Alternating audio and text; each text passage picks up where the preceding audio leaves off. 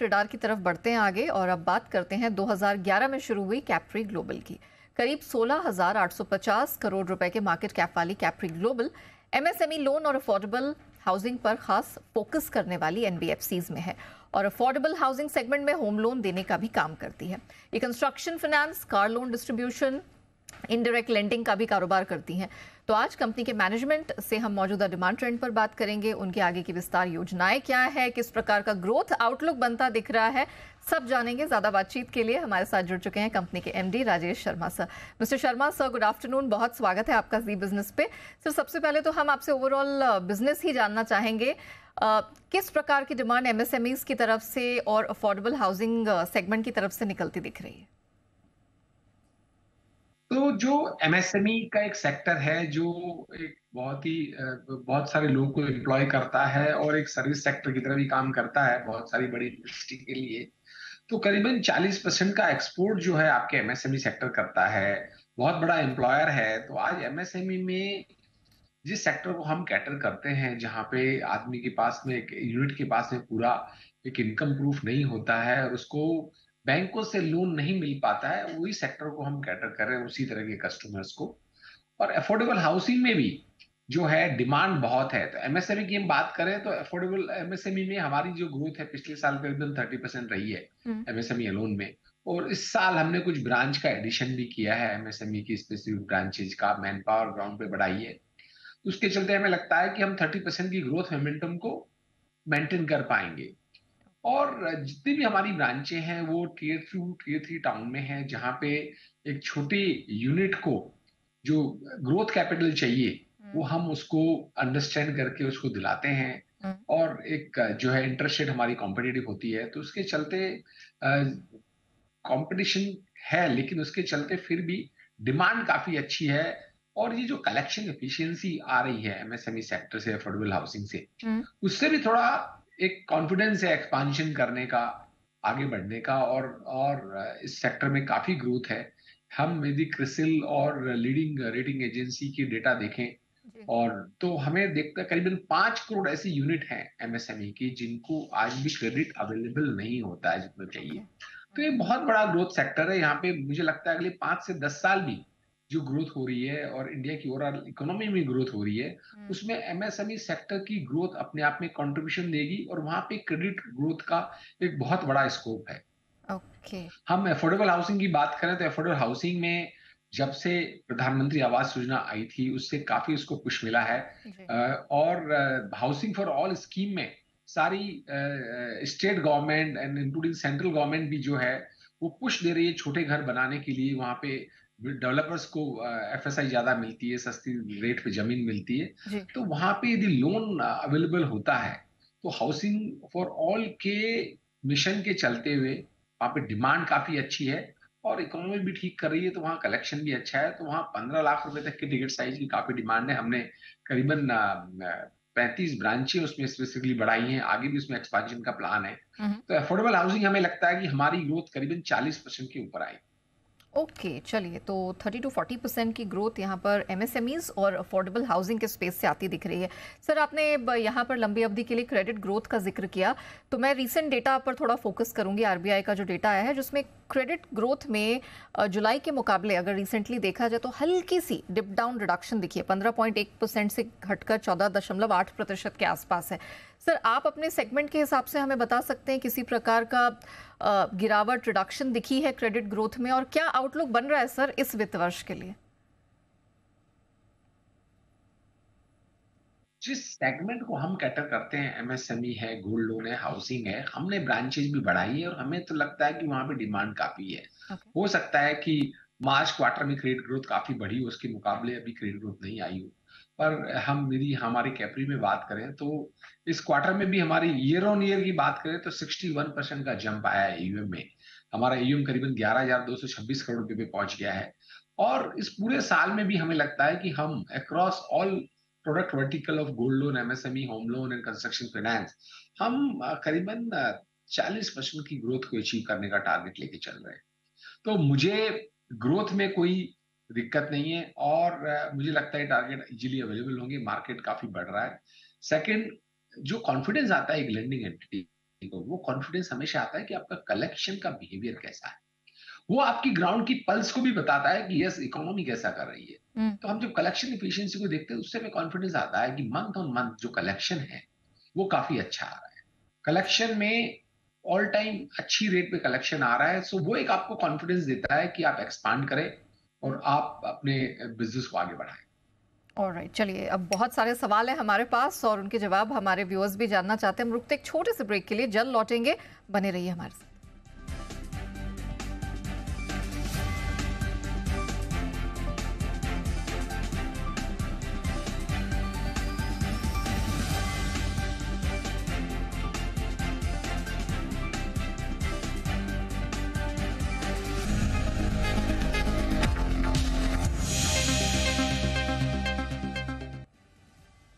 Welcome back. आप देख रहे हैं कॉर्पोरेट ट्रेडर और एनबीएफसी क्षेत्र की कैप्री ग्लोबल हमारे साथ आज मौजूद है। उनके मैनेजमेंट से हम समझने की कोशिश कर रहे हैं कि किस प्रकार के ग्रोथ प्रोस्पेक्ट्स हैं और पूरे जो वित्त वर्ष है उसके लिए आउटलुक किस प्रकार का है। शर्मा सर हमारे साथ बने हुए हैं। सर, ब्रेक पर जाने से पहले हम क्रेडिट ग्रोथ के बारे में बात कर रहे थे, तो उसी का एक एक्सटेंशन है सवाल का। ये साल सर काफी महत्वपूर्ण हो जाता है गिवन द फैक्ट कि हम लोकसभा चुनाव की तरफ बढ़ते हुए यहाँ पर दिख रहे हैं और हिस्टोरिकली देखा गया है कि जब जब इलेक्शंस का समय आता है क्रेडिट ग्रोथ अच्छी खासी दिखाई देती है और यहाँ पर हम देखते हैं कि जो कलेक्शन एफिशिएंसी है उसमें भी बड़ा ड्रामेटिक सुधार होता है।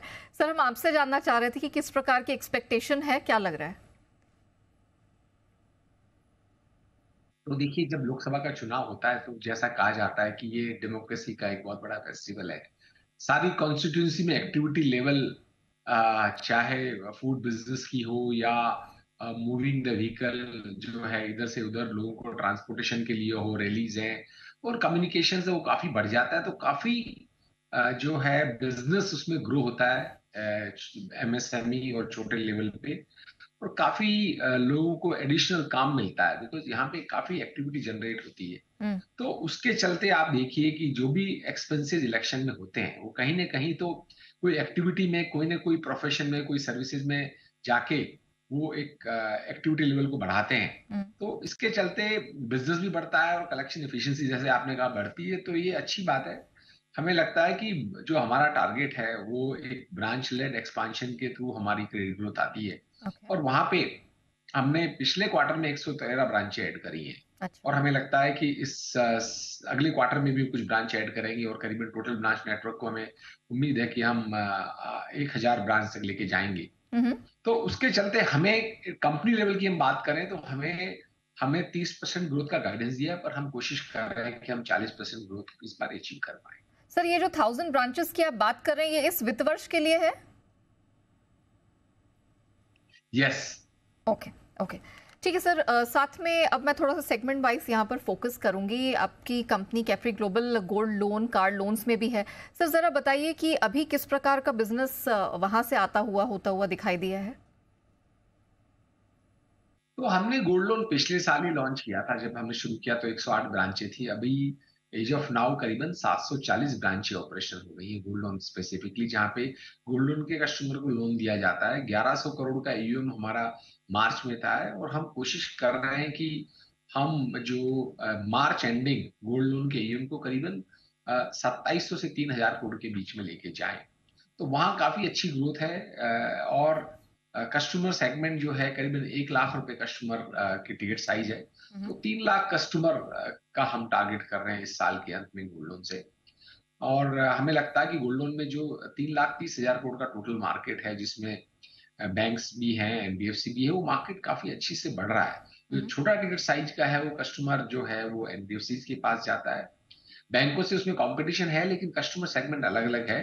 तो हमें लगता है यहाँ पे भी ये 5 साल में हम इसको आराम से 10,000 करोड़ रुपए से 12,000 करोड़ रुपए की बुक पे ले जाने का हम इसका एक टारगेट लेके चलते हैं।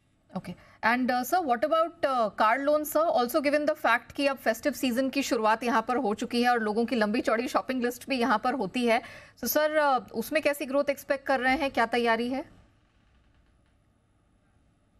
तो कार लोन हमारा एकदम फी इनकम है। कार लोन में हमारे 8 बैंक पार्टनर्स हैं जिनके लिए हम लीड ओरिजिनेट करते हैं और उनको पास ऑन करते हैं, और उसका जो डिसबर्समेंट पे हमारा एक इंसेंटिव लिंक्ड आता है।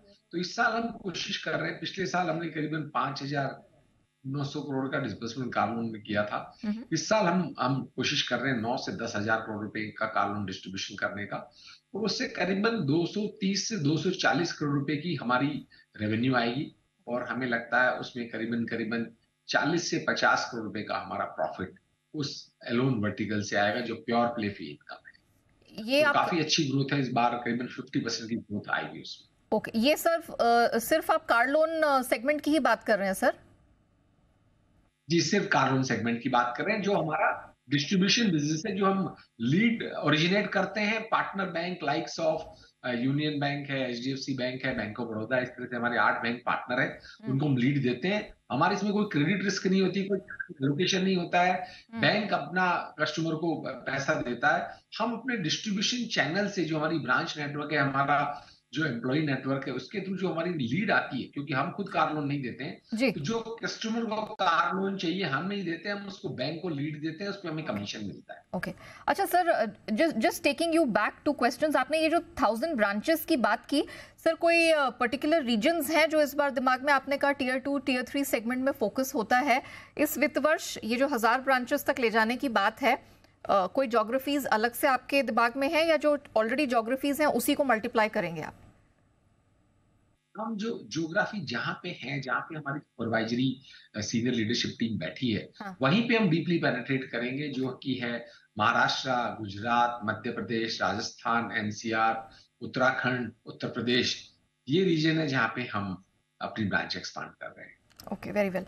अच्छा सर, आप क्योंकि एमएसएमईज को, मिड इनकम ग्रुप को केटर करते हैं, मॉनसून सर इस बार अब तक बहुत ही डिसअपॉइंटिंग फैक्टर रहा है, काफ़ी निराशा हाथ लगी है जिस प्रकार पूरी जो बारिश है वो पैन आउट अब तक हुई है। आपको क्या लगता है, सेंटिमेंट किस तरह से इम्पैक्ट होगा? क्या ऐसा लग रहा है कि ये जो तबका है, ये जो सेगमेंट है, ये अपनी खरीदारी डेफर कर रहे हैं, कैंसिल कर रहे हैं? आपको क्या सेंस मिल रहा है सर? देखिए, मैंने इसमें कोई डिटेल में एनालिसिस नहीं किया है, पर यदि इस बार ये जनरल थिंग है कि यदि वहां पे फार्मर की इनकम अफेक्ट होती है, जी। तो जो एग्री रिलेटेड एमएसएमई बिजनेसेस हैं, वहां पे हो सकता है थोड़ा इम्पैक्ट आए, बट मैंने इसमें कोई डिटेल में काम नहीं किया है। ओके, बट अदरवाइज सर, आपने ट्रेंड साल दर साल कैसा देखा है? आप इस एरिया से जुड़े हुए हैं, generally does it get affected? क्या मॉनसून का कितना इम्पैक्ट होता है सर, इफ इट ऑल, अगर एक सेंस मिल सके? देखिए, दो इम्पैक्ट हो सकते हैं। तो यदि एग्जिस्टिंग लोन दिया हुआ है, हाँ। तो वहां पे हो सकता है कि यदि किसी की इनकम बहुत ज्यादा अफेक्ट हुई हो, तो वहां पे एक कलेक्शन एफिशिएंसी थोड़ी डिस्टर्ब हो सकती है। ओके। पॉजिटिव एस्पेक्ट ये कि जो जिसके पास में अच्छी सेविंग है, जिसको यदि कैश फ्लो की शॉर्टेज है, हम्म। तो हो सकता है वो अपनी प्रॉपर्टी देके या अपना ट्रैक्टर देके कहीं ना कहीं पे वो अपने बिजनेस को एक्सपांड करने के लिए, या उस कैश फ्लो को मिसमैच कुछ है तो उसको करने के लिए नया लोन भी दे। तो इसके एक दोनों दोनों एक पहलू हैं। एक पहलू ये है कि कलेक्शन एफिशिएंसी को इम्पैक्ट कर सकता है यदि हाँ। बहुत ज्यादा फर्क एग्रीकल्चर इनकम पे पड़ा हो। दूसरा पहलू है कि उसका कैश फ्लो में थोड़ा मिसमैच है, तो हो सकता है इस बार जितनी इनकम उसको उम्मीद थी उससे कम हुई है, तो हाँ। हो सकता है कि वो क्रेडिट फैसिलिटी की लेने के लिए आ गया है। तो क्या अभी तक आपने कोई ऐसा डिलेड रीपेमेंट ऑफ लोन्स कुछ ऐसा दिखा है सर? नहीं, अभी तक तो कोई ट्रेंड नहीं है, कलेक्शन एफिशिएंसी बिल्कुल रोबस्ट है। ओके। अच्छा sir, referring to your Q1 numbers, हमने उसमें देखा हल्की सी एनपीए है, नेट एनपीए, जीएनपीए, उसमें हल्की सी बढ़ोतरी देखने को मिली है क्वार्टर ऑन क्वार्टर आधार पर। क्या कारण रहा है सर, और गोइंग फॉरवर्ड क्या ट्रेंड की आप उम्मीद लगा रहे हैं? तो आप ईयर ऑन ईयर देखें तो करीबन 80 बेसिस कम हुआ है। क्वार्टर ऑन क्वार्टर पे हम देखें तो पिछले क्वार्टर से करीबन 15 बेसिस का जीएनपी और नेट एनपी बढ़ा है। ओके। तो मार्च क्वार्टर में थोड़ा सा क्योंकि बैलेंस शीट क्लोजिंग होती है, पूरी टीम भी काफी पूरा जोर लगाती है, और स्पेशल इंसेंटिव भी होते हैं, और थोड़ा सा फ्लेक्सिबिलिटी की अप्रोच होती है, तो वहां पे आपका collection efficiency all time high होती है। पहले क्वार्टर में दो इम्पैक्ट हैं। एक तो आपकी बिजनेस की growth as compared to March quarter थोड़ी कम होती है, ओके। और दूसरा कहीं ना कहीं कलेक्शन एफिशिएंसी में थोड़ी सी यदि गिरावट आती है तो बढ़ जाता है। लेकिन मुझे लगता है कि हम अगले क्वार्टर में देखेंगे, जब नंबर आप देखेंगे तो कलेक्शन एफिशिएंसी आपको बेहतर दिखाई देगी, और एनपीए नंबर भी बेहतर दिखाई देगी। ओके। अच्छा सर, हमने कॉस्ट ऑफ फंड्स आपके बढ़ते देखे, ऑलमोस्ट 49 बिप्स से, 49 बेसिस पॉइंट से 8.72% के आसपास रहे हैं फॉर दिस क्वार्टर 1। क्या कारण रहा है सर, और गोइंग फॉरवर्ड ये क्या कॉस्ट ऑफ फंड्स बढ़ते हुए दिखाई दे रहे हैं आगे?